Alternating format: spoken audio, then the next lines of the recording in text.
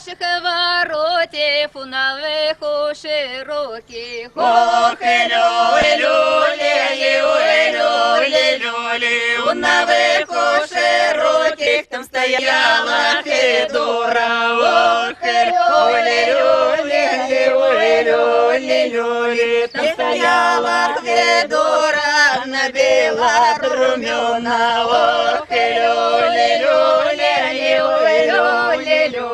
є що черена брова, з позум'янитами паньова. Ох, люлі, сміткам паспоряка була назаєска. Ох, люлі, стёганая кичка, золотая сорочка. Ох,